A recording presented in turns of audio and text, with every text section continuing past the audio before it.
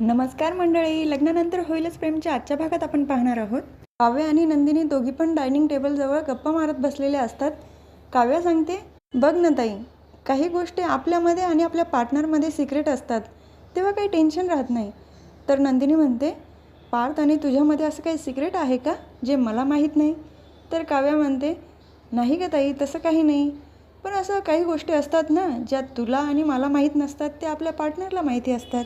मला असं वाटतं की तुझ्यामध्ये, आर्यामध्ये आणि जीवामध्ये काहीतरी सिक्रेट आहे, कारण नेहमी तुम्ही तुमच्या रूममध्ये जाऊन बसतात आणि सांगत पण नाही नेमकं काय बोलतात ते. नंदिनी पण सांगते, अगं काव्या, तसं काही नाही. जशी तुझी खोली बघायला आली होती ना आर्या, तशीच आमची पण खोली बघायला आली होती, बाकी काही नाही.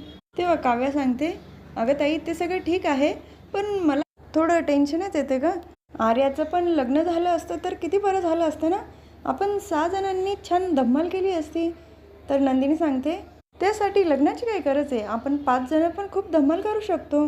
आणि हो, नको त्या गोष्टींचा तू आता विचार करू नको. आणि मनातच विचार करते, ही गोष्ट काव्यापासून लपून मी काही चुकी तर करत नाही ना. तर विजय त्याच्या रूममध्ये बसलेला असतो, ऑनलाईन मीटिंग चालते. ते कदाचित खूप मोठे कॉन्ट्रॅक्टर असतील. ते विजयला खूप ओरडत असतात, हे बघा मिस्टर विजय मतकरी, तुम्ही अजून तुमच्या प्रोजेक्टची डिझाईनसुद्धा आम्हाला दाखवली नाही आहे. त्यापेक्षा देशमुखची डिझाईन तुमच्यापेक्षा 10 पटीने चांगली होती, तरी मी त्यांचं कॉन्ट्रॅक्ट तुम्हाला दिलं आहे. व तुमचं काम आहे की ते वेळेत पूर्ण करणं. त्याला वसू आत्या दरवाजाजवळ आलेले असतात. विजयचं लक्ष जातो, तो पटकन लॅपटॉप वळून उभा राहतो, जेणेकरून वसू आत्यांना दिसायला नको, आणि ती मीटिंग डिस्कनेक्ट करतो. आणि विजयच आरडाओरडा चालू करतो, काम वेळेत झालं पाहिजे, वेळेची किंमत नाही वगैरे असं काहीतरी बोलत असतो.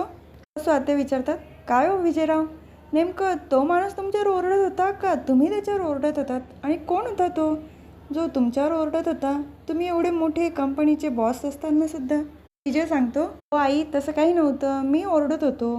कसं आहे, कामाच्या बाबतीत मला हलगर्जीपणा चालत नाही ना, वेळच्या वेळी झालं पाहिजे. तेव्हा वसू आत्या विचारतात, अहो पण विजयराव, हा काय अवतार करून घेतला आहे तुमचा? विजय फॉर अ चेंज म्हणून सांगतो, थोडाफार अधूनमधून बदल तर हवा ना.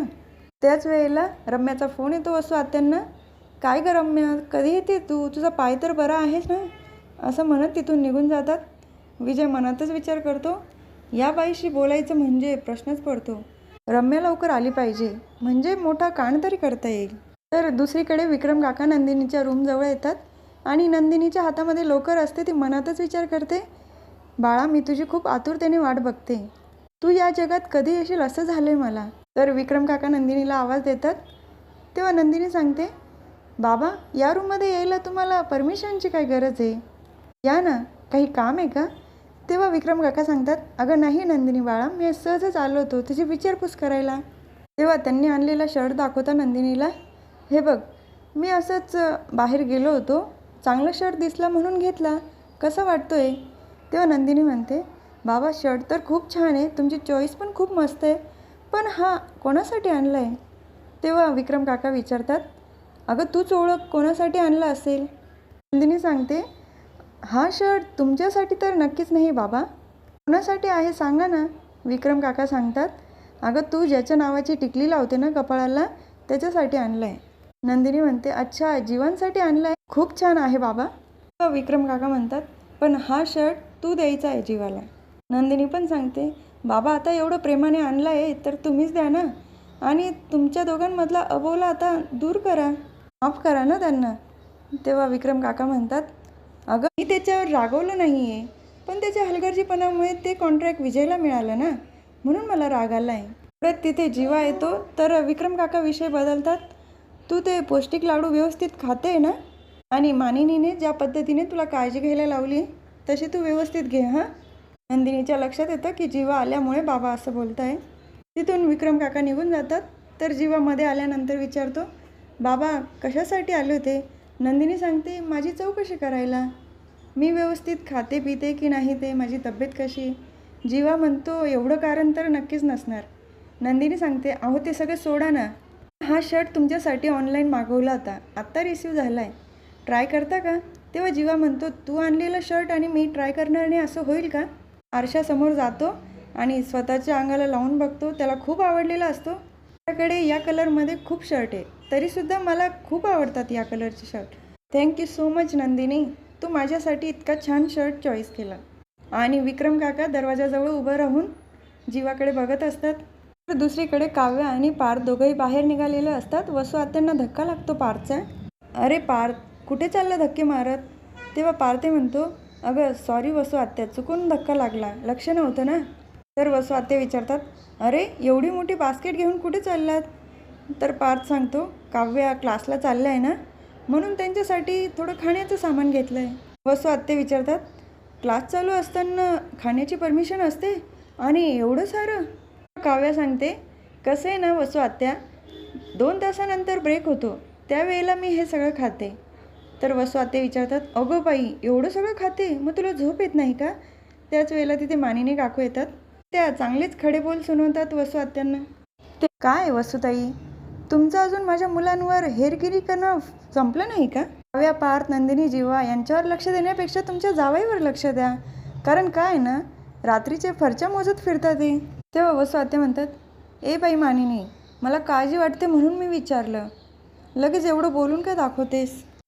तर मानिनी काकू म्हणतात, तुम्ही त्यांची काळजी करू नका, माझे मुलं माझ्यापासून काही लपवणार नाही, माझा त्यांच्यावर पूर्ण विश्वास आहे, तुम्ही इथून गेलात तरी चालेल. वसू आत्या तिथून निघून जातात. तर काव्यालाच थोडं चुकल्यासारखं वाटतं, मी आईंचा विश्वासघात तर करत नाही ना. तर मानिनी काकू त्यांना सांगतात, यांच्याकडे लक्ष देऊ नका, तुम्ही या आता. तर काव्या पार्थ दोघंही त्या बाईंकडे आलेले असतात. तो नवरा अपघातामध्ये गेलेला असतो. त्या बाई घर चालवण्यासाठी छोटे मोठे उद्योग करतात आणि त्यांचं बाळसुद्धा गेलेलं असतं त्या अपघातात. काव्या त्या बाईंशी बोलत असते तेव्हा पार्थ व्हिडिओ काढत असतो. त्यांच्या बाळासाठी आणलेले कपडे वगैरे ती दाखवत असते. कपडे बघितल्यानंतर काव्याला तर खूपच कसतरी होऊन येतं. पार्थने आणलेले कपडे आठवतात तिला आणि उलटीसारखं व्हायला लागतं. काव्या पार्थ दोघंही बाहेर येतात.